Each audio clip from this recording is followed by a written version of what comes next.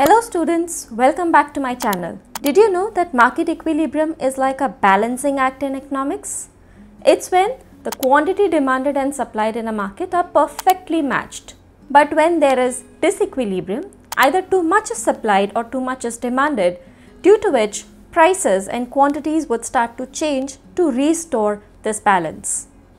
In the study of economics, market equilibrium and disequilibrium are important concepts as they help us to understand how supply and demand interact in a market. And these concepts are particularly relevant for students at the AS levels and the first year of IB as it forms the foundation of microeconomic analysis. So without wasting any time further, let's quickly take a look at what market equilibrium is. So market equilibrium is a situation where you would see quantity demanded exactly matching the quantity supplied. On a graph, it's a point of intersection between the demand and supply curves. So this is the market equilibrium, and we see that we have price measured on the y-axis, quantity on the x-axis. We have the demand curve and the supply curve, and this is the point of interaction which is labeled as E. Corresponding to this, we have price which is called as the equilibrium price, and this is the quantity which is equilibrium quantity labeled as QE.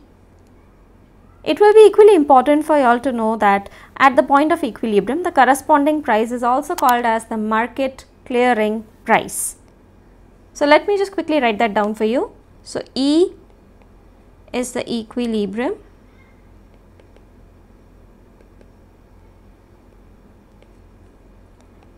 PE is the equilibrium price, and QE is the equilibrium quantity. Now this is the price PE at which all buyers are willing to buy and all sellers are willing to sell. Now why is this called as a market equilibrium? Because at point E there is a perfect balance that is established in this particular market where all the quantity demanded by the consumers is exactly equal to all the quantity that is supplied by the sellers.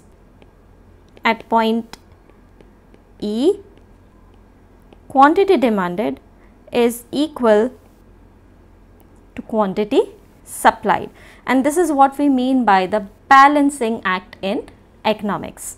So any movement away from the equilibrium point would lead to a disequilibrium.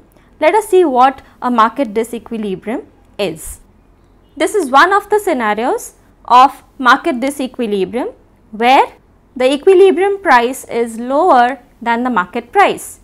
So this is the equilibrium price PE, and this is the price determined in this market. Now why this is called as a disequilibrium? Let's take a look. So at P1, this is the quantity that is being demanded and this is the quantity that is being supplied.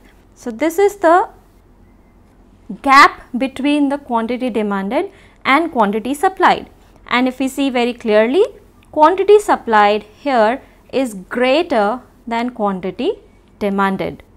This is where the market has entered into a situation of disequilibrium. The price is fixed above the equilibrium price. Since there is a lot of supply that is available in the market, sellers are able to identify this because there is less sales happening in the market. They have higher inventories left with them.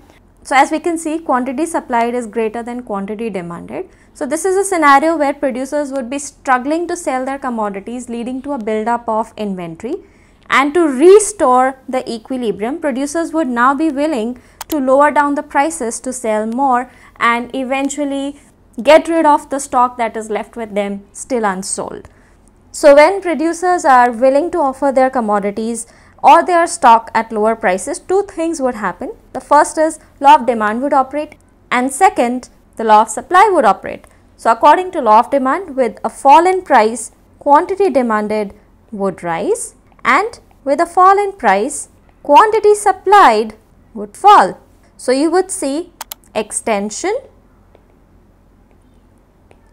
on the demand curve and contraction on the supply curve. So that's how you would see the movement. I am indicating it with the arrow. So this is a contraction on the supply curve and this is an extension on the demand curve. So these movements of a contraction on a supply curve and an extension on the demand curve will continue till they come back to the original equilibrium position and the original equilibrium is restored. So we need to remember that in this market setup there is absolutely no intervention from the government. Now this is the second scenario of disequilibrium. We call it as excess demand. Why it is called as excess demand? Because quantity demanded here is greater than quantity supplied, or we can also say that market price is lower than the equilibrium price, which is clearly evident here. This is the equilibrium price and this is the price established by the forces of demand and supply in the market, which is lower than the equilibrium price. So in this case, this is the quantity demanded by the market, this is QD, and this is the quantity supplied by the market. So we can clearly see that quantity supplied here is much lower than quantity demanded, leading to an excess demand scenario, because of which now there is much more demand in the market compared to what is available, what is supplied in the market. In this particular situation, what will happen is suppliers will have the advantage here to increase the price, because consumers would be willing to pay a higher price to acquire these commodities, which will give the sellers an incentive to raise the price and increase their ability to make profit.